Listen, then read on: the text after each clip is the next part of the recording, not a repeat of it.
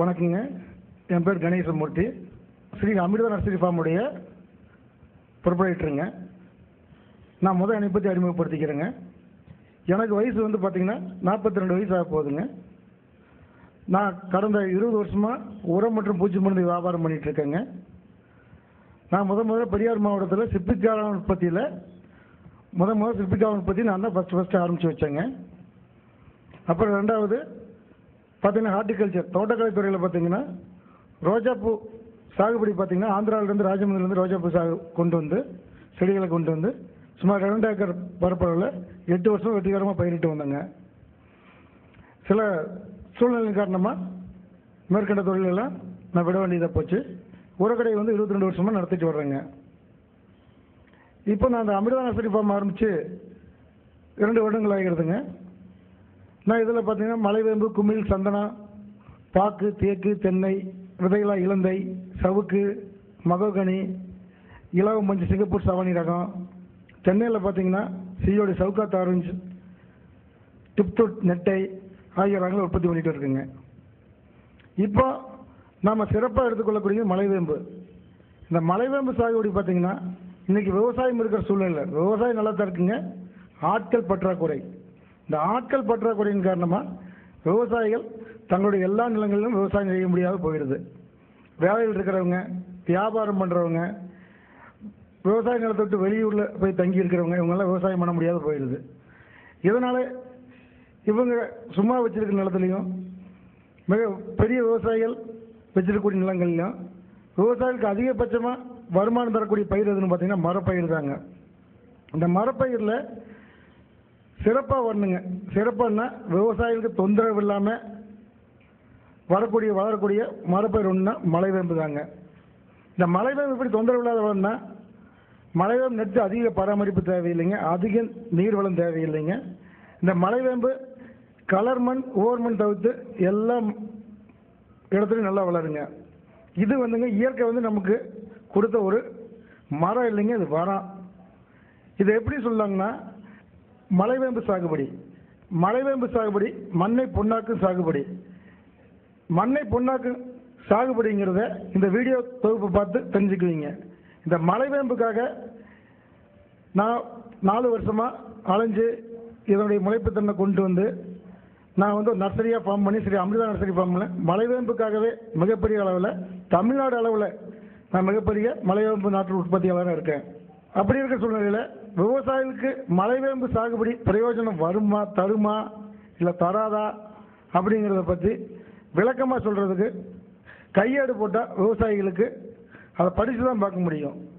அதை வந்து நேரடியாக பார்க்கும் காட்சியாக பதிவு பண்ணணும்னு நினச்சிங்க இந்த வீடியோ ஒளிப்பதிவை தயாரிச்சிருக்கேங்க. இந்த வீடியோ ஒளிப்பதிவில் ஏதாச்சும் சிறு சிறு குறைகள் இருந்தால் மன்னிச்சு ஏற்றுக்கிட்டு விவசாயிகளுக்கு தேவையான முடிஞ்ச அளவுக்கு தகவல் கொடுத்துருக்கேங்க. அதுக்கு மீறி ஏதாவது சந்தேகம் ஏற்பட்டதுன்னா விவசாயிகள் இந்த வீடியோ காட்சியில் இருக்கிற முகவரியில் எங்களை தொடர்பு கொண்டு தங்கள் சந்தேகத்தை தெளிவு பண்ணிக்கலாம். இப்போ அந்த மலைவேம்பு பார்த்தீங்கன்னா விவசாயிகளுக்கு தொந்தரவு தராத ஒரு மரப்பயிர். எப்படி சொல்கிறேன்னா இது பக்க கிளைகள் அதிகமாக வர்றது இல்லைங்க. அது மட்டும் இல்லாமல் அடர்நடவு முறையிலையும் ஊடுபயிர் சாகுபடி பண்ணக்கூடிய 10x10 இடைவெளியிலும் சாகுபடி பண்ணலாம். இந்த சாகுபடி பண்ணிட்டு நீர்ப்பாசனத்துக்கு பார்த்தீங்கன்னா குறைஞ்சளவு நீர்ப்பாசனம் இருந்தாவே போதுங்க. இந்த நீர்ப்பாசனத்தை வாய்க்கால் மூலமாக பாசனமாகவும் கொடுக்கலாங்க, சொட்டு நீர் பாசனம் மூலமாக கொடுக்கலாம். ரொம்ப மிக குறைஞ்ச தண்ணீர் வசதி இருக்கிற இடத்துலங்க சொட்டு நீர் பாசனம் அமைச்சிட்டு கூடவே இஸ்ரேலிருந்து வரக்கூடிய ஒரு பாலிசிலிகான் மெட்டீரியல் கூட போட்டுட்டுங்க தண்ணி அதிகமாக கொடுக்காம குறைச்சளவில் கொடுத்தாலும் இந்த மரம் நல்லா வளருங்க. இந்த வீடியோ தொகுப்பு பார்த்தீங்கன்னா நாங்கள் நாற்று உற்பத்தி பண்ணுறதுலேருந்து மரம் வளர்ந்து அந்த மரம் பயன்பாட்டுக்கு போகிறது வரைக்கும் நிரூபணம் பண்ணியிருக்கேங்க. அதாவது சிறு நாற்றுலேருந்து 9 வயதான மரத்தை வரைக்கும் நாங்கள் காட்டியிருக்கோங்க. எங்களால் முடிஞ்ச அளவுக்கு சிறப்பாக பண்ணியிருக்கோம். இந்த மலைவேம்பு பார்த்தீங்கன்னா 9 வருஷமான மரம்னா ஒரே ஒரு மரம் தான் கிடச்சிருக்கு. ஏன்னா இந்த மலைவேம்பு வந்து சாகுபடி பண்ணலான்னு விவசாயிகளுக்கு நன்கு அறிமுகமாகிய ஒரு 3 ஆண்டுகள் தான் ஆகுது. இந்த 3 ஆண்டுகள் தான் விவசாயிகள் வந்து மலைவேம்பு சாகுபடி பண்ணுறது அதிக அளவில் பண்ணிட்டு இருக்காங்க. அதனால வந்து மிகப்பெரிய மரத்தை காட்டுறது நாங்கள் தேடி பிடிச்சி போய் ஒரே ஒரு மரத்தை காட்ட முடிச்சிருக்குதுங்க. இது கர்நாடக பகுதியில் பார்த்தீங்கன்னா இயற்கையாகவும் தோட்டக்கால் பயிர்களிலும் அதிகமாக நட்டு வளர்த்துட்டு வர்றாங்க. இந்த மலைவேம்பு பார்த்தீங்கன்னா எல்லா விதமான மர பயன்பாட்டுக்கு உபயோகப்படுது. நான் மேற்கொண்டு பேசிகிட்டு இருக்காம நேரடி காட்சி விளக்கத்துக்கு போகலாங்க. நேரடி காட்சிக்கு வந்து பார்த்து உங்களுடைய அபிப்பிராயத்தை பார்த்து எங்களுடைய முகவரிக்கு தெரிவிக்கும்படி அன்புடன் கேட்டுக்கொள்கிறேன். வணக்கங்க. இப்போ இந்த நர்சரி அமைஞ்சிருக்கிற இடம் பார்த்தீங்கன்னா காஞ்சி கோவில் அப்படிங்கிறது. காஞ்சி கோவில் ஈரோடு மாவட்டம் பெருந்துறை அருகில் இருக்கிறது காஞ்சி கோவிலுங்க. இந்த காஞ்சி கோவிலிருந்து திங்களூர் ரோட்டில் இருக்கிற முத்துக்கோணம்பாளையம் பிரிவில் எங்கள் நர்சரி அமைஞ்சிருக்குங்க. இந்த நர்சரி பார்த்தீங்கன்னா ஒரு சுமார் 3 ஏக்கர் பரப்பில் அமைச்சிருக்கிறோம். இந்த நர்சரியில் நீங்கள் இப்போ பார்த்துட்டு இருக்கிறது மலைவேம்பு நாற்று உற்பத்தி செய்கிற முறைங்க. இப்போ இந்த மலைவேம்பு நாற்று உற்பத்தியோட மதர்பெட்டுங்க. இந்த மதர்பெட்டில் நாங்கள் மலைவேம்பு விதைகளை போட்டுங்க ஒரு விதை பதனிடும் தொழில்நுட்பத்தின் மூலமாக இதை முளைக்க வைக்கிறேங்க. இந்த மலைவேம்பு விதை நாங்கள் முளைக்க வச்சுட்டு இதுலேருந்து எடுத்து நாங்கள் பாக்கெட் பண்ணுறோம். பாக்கெட் பண்ணிங்க இதை வந்துங்க மிஸ்டண்டுங்கிற இடத்துக்கு கொண்டு போய் வைக்க போகிறோம். நம்ம அடுத்ததை பார்க்க போகிற இடம் வந்துங்க மிஸ்டண்டுங்க. இந்த விதை முளைக்க வைக்கிற இடத்துலையே பார்த்தீங்கன்னா நாங்கள் சந்தன நாற்று முளைக்க வச்சுருக்கோங்க. இந்த சந்தன நாற்று பார்த்தீங்கன்னா முளைப்பு திறன் கம்மிங்க. இந்த மலைவேம்பு முளைப்பு திறன் ரொம்ப கம்மிங்க. இதை வந்து முளைக்க வைக்கிறது ரொம்ப கஷ்டம்னு தமிழ்நாடு வனத்துறையிடம் முளைக்க வச்சவங்களும் அனுபவப்பட்டிருக்காங்க. நாங்கள் ஒரு புதிய தொழில்நுட்பத்தை பயன்படுத்தி இதை ரொம்ப சிறப்பான முறையில் முளைக்க வச்சு கொண்டு வந்திருக்கிறோங்க. இது வரைக்கும் யாருமே தமிழ்நாடு மற்றும் தென்னிந்திய அளவில் இந்த அளவுக்கு நாற்று உற்பத்தியை இது வரைக்கும் பண்ண கிடையாதுங்க. இது எப்படி சொல்கிறோன்னா நாங்கள் சுற்றி பார்த்தாங்க கிட்டத்தட்ட இதுக்காக நாங்கள் வந்து 4 வருஷ காலம் சிரமப்பட்டு இந்த தொழில்நுட்பத்தை உருவாக்கி இருக்கிறோம். இப்போ பார்த்தீங்கன்னா நாங்கள் சந்தன நாற்று முளைக்க வச்சுருக்கோங்க. சந்தன நாற்று பார்த்தீங்கன்னா இப்போ கிட்டத்தட்ட ஒரு 60,000 நாற்று உற்பத்தி பண்ணியிருக்குங்க இது வரைக்கும். இந்த 60,000 நாற்றுல பார்த்தீங்கன்னா நாங்கள் ஒரு 20,000 நாற்று எடுத்து வச்சிட்டோம். மீதி இருக்கிற நாற்று தான் பார்க்க போகிறீங்க. இந்த சந்தன நாற்று பார்த்தீங்கன்னா இந்த சந்தன நாற்றையும் பாருங்கள். இந்த மாதிரி வாலிப்பன் நாற்று வேறு பக்கம் இவ்வளவு அளவில் தொடர்ச்சியான இப்போ நீங்கள் பார்த்துட்டு இருக்கிற சந்தன நாற்றுங்க. இந்த சந்தன நாற்று பார்த்தீங்கன்னா நாங்கள் வந்து சுமார் எங்கள்கிட்ட இருக்கிற சந்தன நாற்று வந்துங்க ஒரு 60,000 நாற்று இருக்குதுங்க. இந்த 60,000 நாற்று வந்துங்க ஒரு புதிய தொழில்நுட்பம் மலைவேம்பு விதை என்ன தொழில்நுட்பத்தை நாங்கள் முளைக்க வச்சோமோ அதே மாதிரி இந்த சந்தன நாற்றுக்கு ஒரு வேறு தொழில்நுட்பத்தை பயன்படுத்தி முளைக்க வச்சுருக்குறோங்க.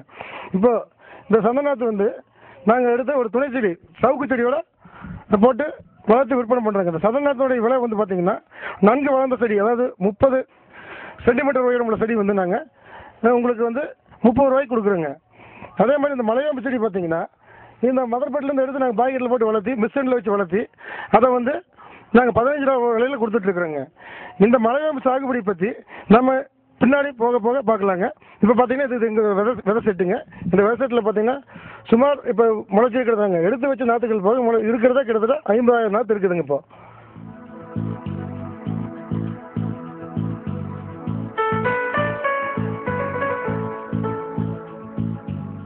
இப்போ அந்த மலைவேம்புக்காகவே இவ்வளவு பெரிய நாற்று பண்ணை பார்த்தீங்கன்னா தமிழ்நாட்டிலேயே இந்த அமிர்தா நர்சரி ஃபார்ம் மட்டும்தான் அமைச்சு மலைவேம்பு விவசாயிகளுக்கு நாற்று உற்பத்தி பண்ணி கொடுக்குறதுல ஒரு முன்னோடி திட்டமாக செயல்படுத்திட்டு வர்றேங்க. நீங்கள் வந்து பார்த்தீங்கன்னா மற்ற பக்கம் மலைவேம்பு பார்த்தீங்கன்னா 100, 1000, 2000 இல்லைன்னா 3000 இந்த நாற்றுக்கு மேலே பார்க்க முடியாது. பார்த்தீங்கன்னா எங்ககிட்ட இப்போ நீ போக போக எங்கள் நர்சரியில் பார்க்க போகிறீங்க. வாங்க எங்கள் பின்னாடியே வாங்க பார்க்கலாம். எங்களுடைய மிஸ்டண்டுங்க. மிஸ்டண்டுங்கிறது இப்போ பனிக்கூடாதுங்க. இந்த பனிக்கூடத்தில் பார்த்தீங்கன்னா நாங்கள் அந்த மதர்பெட்டுங்கிறது விதை உற்பத்தி பண்ண இடத்துலேருந்து எடுத்து வச்சு நாங்கள் இந்த மிஸ்டண்டில் வளர்த்திங்க. இதை இப்போ எடுத்து கொண்டு போய் வெளியே வச்சுட்டு இருக்காங்க. வெளியில் நிழல் கூடாரத்தில் வைக்க போகிறாங்க. அந்த க்ரீன் செட்டுங்க. இந்த க்ரீன் செட்டில் வைக்கிறதுக்கு முன்னாடி இதில் ஒரு 45 நாள் வந்து இந்த மலைவேம்பு நாற்று இந்த மிஸ்டண்ட்லேயே இருக்கணுங்க. இப்போ பார்த்தீங்கன்னா இந்த நன்கு வளர்ந்த நாற்றுக்களை இப்போ வந்து எங்கள் பண்ணையில் வேலை செய்யக்கூடியவங்க இப்போ வெளியில் எடுத்து போயிட்டு இருக்காங்க. இது சுமார் இப்போ வந்து இப்போ பார்த்தீங்கன்னா ஒரு 26 நாற்று இருக்குதுங்க. இதில்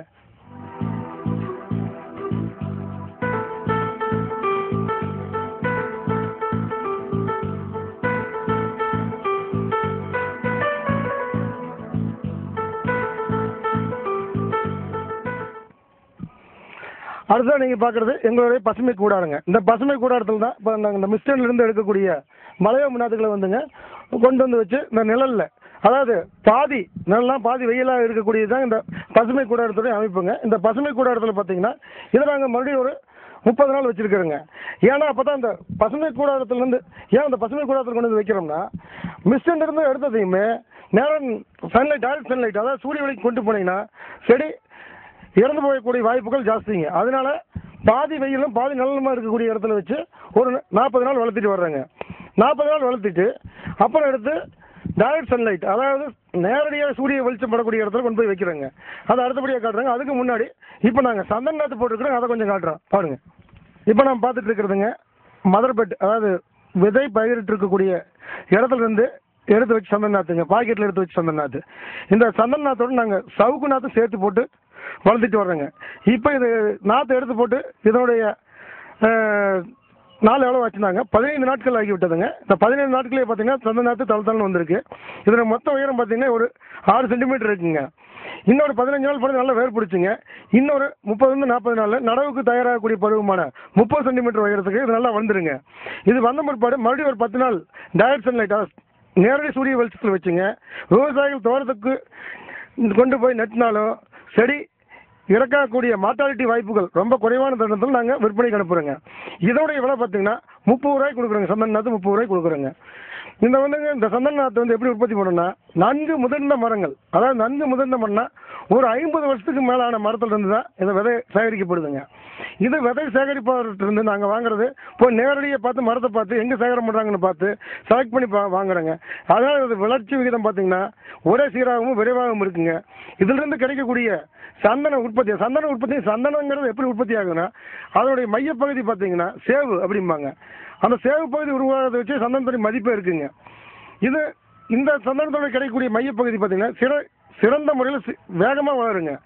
இந்த வேகமாக வளர்றதுனால விவசாயிகளுக்கு அதிக பலன் கிடைக்குது. இன்னைக்கு 1 கிலோ சந்தனத்துடைய விலை மதிப்பு பார்த்தீங்கன்னா கிலோ 5500 ரூபாய்க்கு விற்குதுங்க. ஒரு ஏக்கர்லேருந்து சுமார் 15 வருஷத்தில் ஒரு விவசாயிக்கு வந்துங்க ஒரு 3 கோடி ரூபா வரைக்கும் கிடைக்கிறதுக்கு வாய்ப்பு இருக்குங்க. அதனால விவசாயிகள் சந்தனத்தை பயிரிடலாங்க. இந்த சந்தனத்தை பயிரிடல ஒரு பெரிய சந்தேகம் இருக்குது. இதுக்கு வச்சோம்னா இதை நம்ம வெட்டி எடுத்துக்க முடியுமா, இதை வெட்டி டைரக்டாக மார்க்கெட் பண்ண முடியுமா, இதை கொண்டு போய் மற்ற விறகு வைக்கிற மாதிரியோ மரம் வைக்கிற மாதிரியோ நேரடியாக கடைக்கு கொண்டு போய் வைக்க முடியும்னா கண்டிப்பாக முடியாதுங்க.